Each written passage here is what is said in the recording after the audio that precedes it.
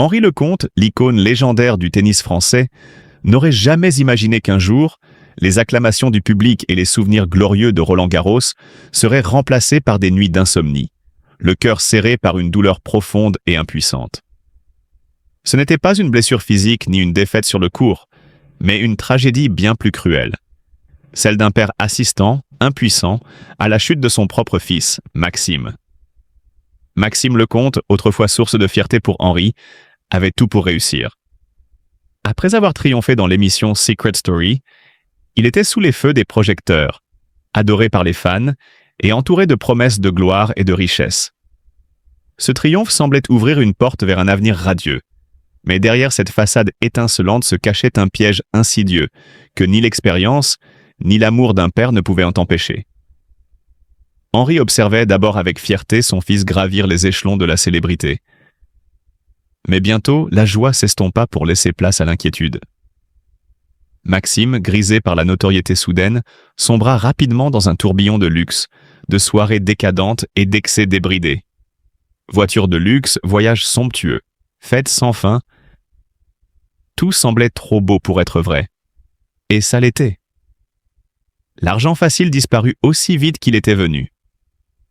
Derrière chaque soirée brillante se cachait une dette grandissante, chaque sourire masquait une angoisse sourde. Maxime, autrefois confiant et audacieux, se retrouva pris dans un engrenage infernal, incapable de freiner sa descente. Les créanciers s'accumulèrent, les menaces se firent de plus en plus pressantes. Un soir, tout bascula. Maxime, acculé, fut violemment agressé par ceux à qui il devait de l'argent. Battu, humilié, il s'effondra, brisé non seulement physiquement, mais aussi moralement. Henri, en apprenant cette nouvelle, sentit son monde s'écrouler. Lui, l'homme qui avait su faire face aux plus grands défis sur le court, se retrouva impuissant face à la détresse de son fils. Il aurait échangé tous ses trophées, toute sa gloire pour effacer cette douleur du cœur de Maxime. Mais il savait qu'il devait être fort, non pas pour lui-même, mais pour son fils brisé. Et c'est là que la grandeur d'Henri Lecomte se révéla pleinement. Il ne s'est pas effondré sous le poids du désespoir. Au contraire, il est devenu le pilier, l'ancre solide dans la tempête. Il tendit la main à Maxime, non avec reproche, mais avec un amour inébranlable.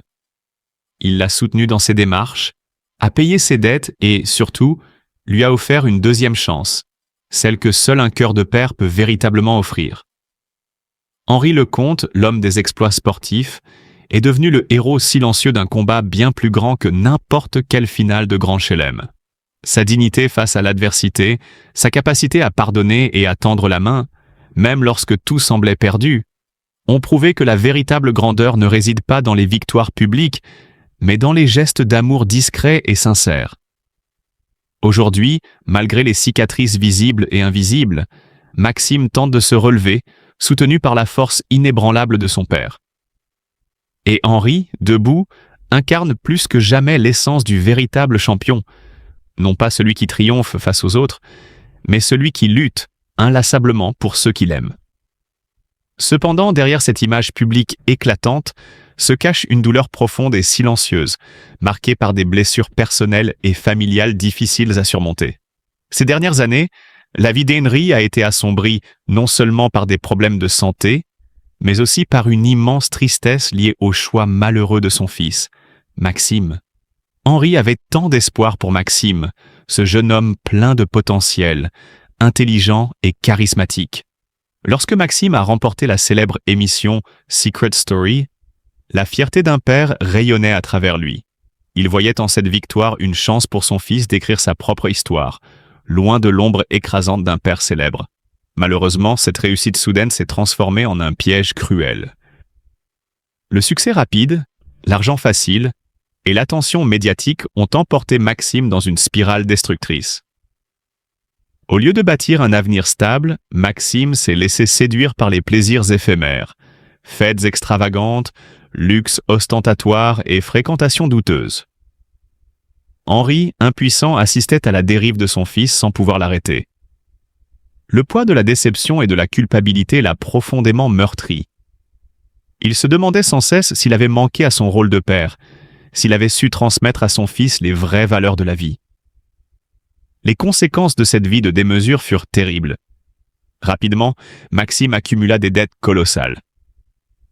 Les créanciers impitoyables se sont manifestés non seulement par des menaces, mais aussi par des violences physiques.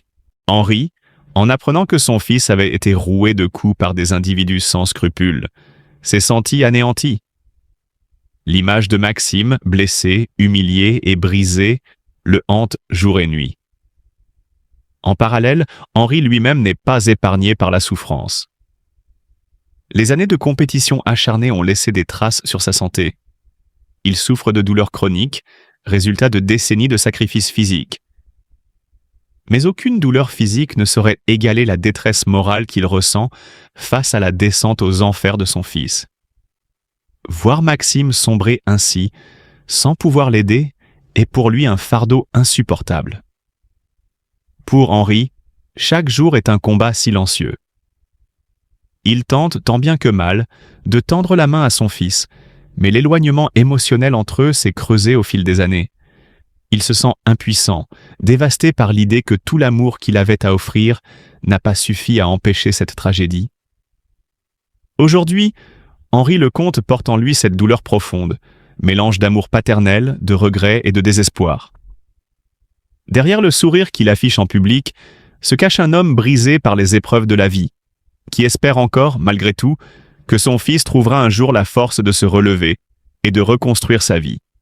Né le 4 juillet 1963 à Lillers, il était l'incarnation même de cette joie de vivre à la française, capable de transformer un simple match en une expérience mémorable.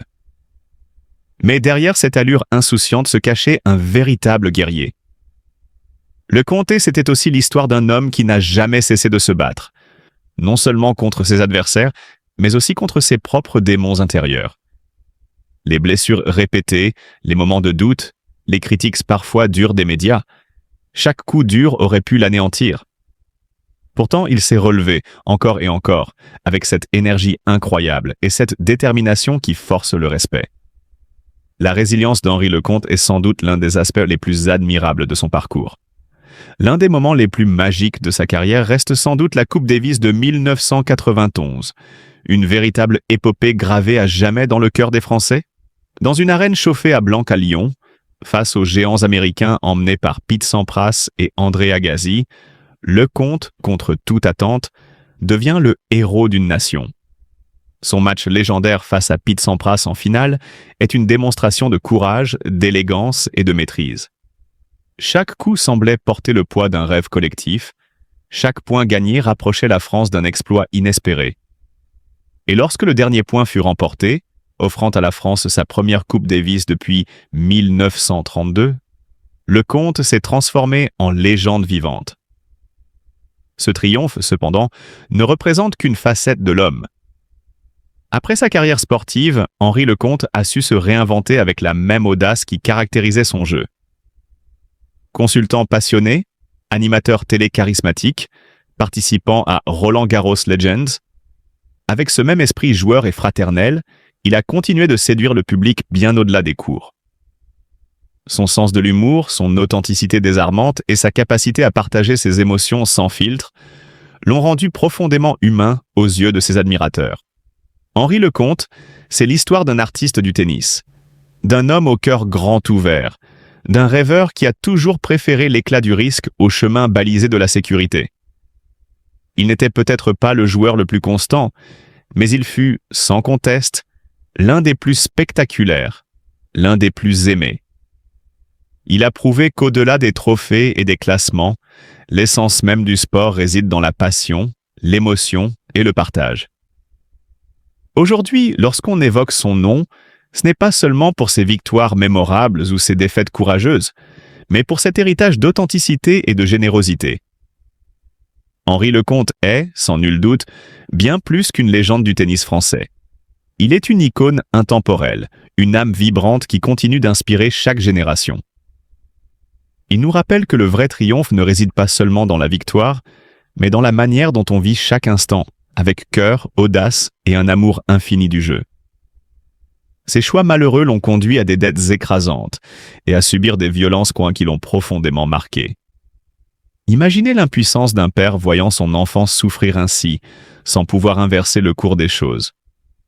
Aujourd'hui, Henri a besoin de notre compassion, de notre compréhension sincère. Ce n'est pas seulement un homme public, mais avant tout un père brisé par la douleur.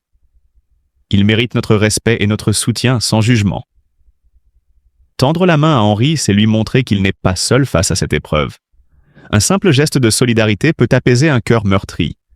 Ensemble, montrons-lui que l'amour et l'empathie peuvent alléger le fardeau des moments les plus sombres.